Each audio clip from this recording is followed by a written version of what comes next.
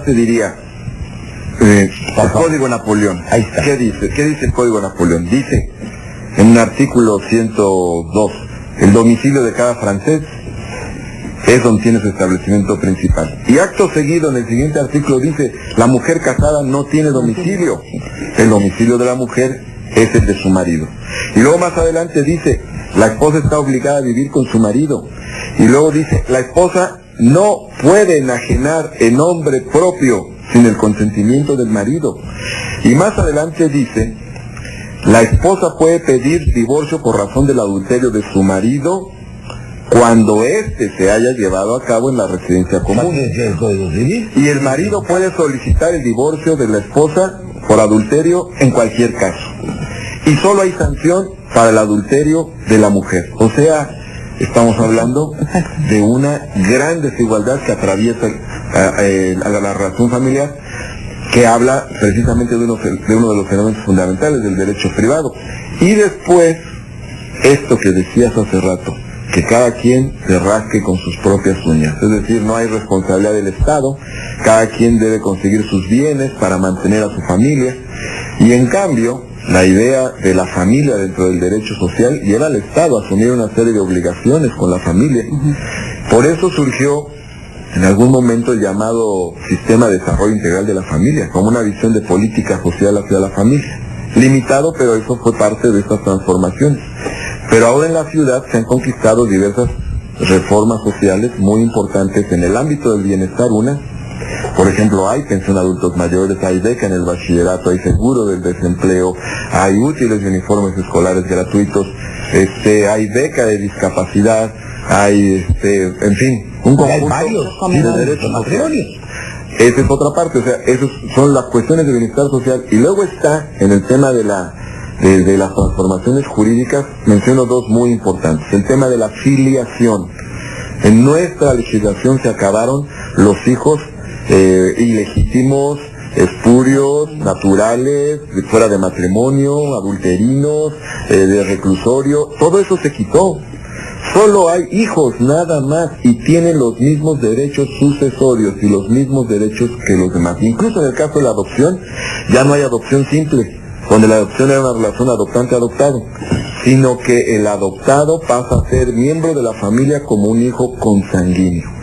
Y en el matrimonio se quitó ese viejo concepto de que el matrimonio era para llevar el peso de la vida y para la perpetuación. La carga de la vida, sí. Y la perpetuación de la especie, sino que ahora el matrimonio se dice es para el apoyo mutuo, la solidaridad, la vida en común.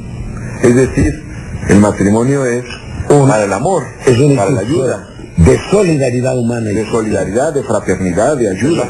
Esos son dos transformaciones jurídicas fundamentales. Y lo del divorcio también, ahorita lo vamos a ver. Sí, lo que pasa es que me parece que, basado en esto que plantea Martín en el libro, la política social ya es, por un lado, económica, pero por otro lado, el Estado se responsabiliza de las transformaciones democráticas de las familias.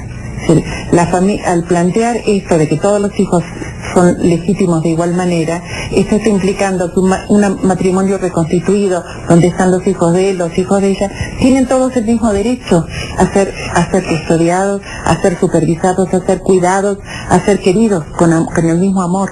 Entonces, creo que esta es una responsabilidad fundamental del Estado, de estar pensando en esa cuestión cooperativa de la pareja. Cooperativa implica equidad de género, implica que el hombre ya no es la autoridad única, que la mujer también asume su propia autoridad y que esta negociación implica la posibilidad de cooperar dentro del matrimonio. O sea que esto es, en realidad, en sí mismo, si lo logramos, es una política antiviolencia, antiautoritaria. No estamos hablando de... Y la violencia intrafamiliar es algo muy importante. Exactamente. Eso no existía. Bueno, ya las transformaciones jurídicas de la ciudad empezaron por este tema y por la disputa de si la violencia era un tema privado o público. Exactamente. Hoy es claro que es un tema público. El tema de la violencia, el movimiento de mujeres lo logra poner en la esfera pública, en la esfera de la cooperación internacional.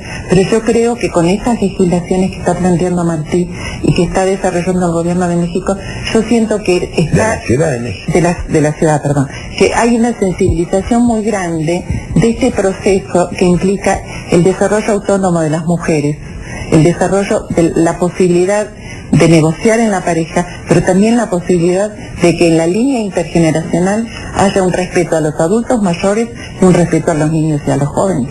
Entonces, estamos hablando de una justicia en las relaciones intergeneracionales y de una equidad en las relaciones de género. Yo creo que de la construcción de la autonomía y la libertad de todas las personas independientemente de su edad, como una responsabilidad pública, una garantía y una aspiración. Y no este viejo orden de subordinación, orden, mando, castigo, dependencia material, sino un proceso de construcción de autonomía. Es un enfoque profundamente republicano. Ahí los nuevos derechos familiares reconocen las asimetrías que hay hombre-mujer, desigualdades hombre-mujer, desigualdades padres-hijos. Y establece varios principios importantes. Uno es el interés superior de la infancia. Hay una contradicción que debe privar el interés superior de la infancia, es el interés jurídico más importante. Eso es un cambio radical. Va a nivelar, eso es fundamental. Eso hay que decírselo al secretario de Educación Pública Federal, que para él el interés superior es bimbo, antes que el interés de la infancia, ¿no? El tema de la comida chatarra. Primero está la comida chatarra que el interés de la infancia. Son los que patrocinan a Televisa. Yo siempre me refiero, cuando es el caso, a la televisión monopólica de este país, porque somos la excepción nosotros. Ellos son los que están envenenando a la niñez. Y luego hay otro... Y no le importa la secta. Y hay otro conjunto de reformas que van a generar otro tipo de equilibrio y de equidad, de igualdad al interior de la familia. Por ejemplo, todas las que tienen que ver con derechos de las mujeres. La mujer no se podía casar al día siguiente de divorciarse. Tenía que esperar 300 días. El hombre se podía casar al día siguiente de divorciarse. Eso se quitó. Tanto la mujer como el hombre se pueden casar al día siguiente de que se divorcian en la Ciudad de México. Y el divorcio ahora ya no requiere de un conjunto de causales, porque había 20 y tantas causales para poderse divorciar, y eso dificultaba mucho el divorcio. Entonces ahora basta con que uno de los dos integrantes de la pareja pide el divorcio, y eso establece y ayuda, facilita que la unión sea realmente por amor y que se puedan reconstruir parejas y se puedan reconstruir familias. Causales. El Código Civil era una invitación a un pleito inmenso. Eran causales graves, si no existían las tenías que inventar. Cuando ahora vas a decir yo ya no quiero y se acabó el problema. Lo que pasa es que el concepto de amor está cambiando en las familias en este momento. Y entonces es un concepto de amor que implica la posibilidad de la autonomía de cada miembro de la familia. El concepto de amor implica que los hombres o las mujeres no son los que disciplinan a los hijos de acuerdo a sus deseos, sino escuchar los deseos de los niños, los intereses de los niños y de los jóvenes. Un clima de respeto, el tema es cómo llegamos a eso. Por eso es muy importante el rol que tiene el gobierno en la política social para lograr ese proceso de equidad y de respeto entre las generaciones. Ahora incluso y las familias. dice la ley de los derechos de las niñas y los niños, dice: los niños y las niñas tienen derecho a ser escuchados en la familia, Exacto. en la escuela. Exacto.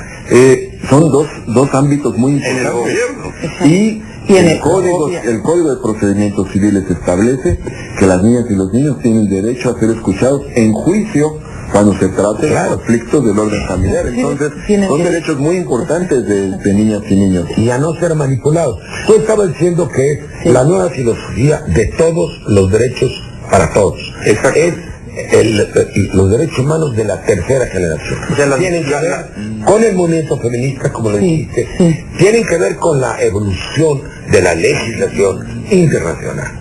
Hay muchos debates que se han dado en el mundo para que cambie completamente el concepto de los derechos. Y la idea de armonizar las legislaciones locales con los avances internacionales, los estándares internacionales. Por ejemplo, lo que mencionabas ahorita sobre el tema de la televisión y la infancia no es un tema menor. Eduardo Costello, que es uno de los grandes estudiosos del tema de la infancia, dice que el principal problema de la niñez latinoamericana es lo que él denomina el síndrome teleadicción-obesidad. No es un tema de política pública. Adicción y obesidad.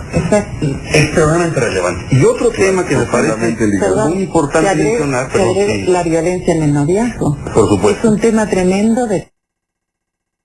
Ahora ya salió ese tema. Mira, salió ayer un estudio de 2.000 jóvenes en Guadalajara, donde el principal problema de violencia que viven es en el noviazgo. Y si no trabajas con la familia para crear un clima de solidaridad, que tenga una implicancia y que tenga una influencia en esos jóvenes que están en esa familia, porque el tema de la violencia es la reproducción del modelo familiar muchas veces. Ahora, ¿y qué dice nuestro Código Penal ahora? Que se castiga la violencia familiar, no solo en el arreglo familiar común que conocemos como familia nuclear, sino se castiga en una relación que tenga por lo menos 6 meses, o sea, en el noviazgo. Se castiga entre adoptante y adoptado, se castiga en padrinazgos, madrinazgos, se castiga la violencia familiar cuando hay una persona que no tiene lazos consanguíneos, pero vive en el núcleo familiar. Y la judicatura se ha adaptado a esto. Hay 2 temas porque ya nos están mandando. El de la educación de los padres es muy importante, que la transformación del patrón cultural, ese es un tema, y el otro es la transformación de la justicia. Nos está llamando otro. Yo digo la formación de los...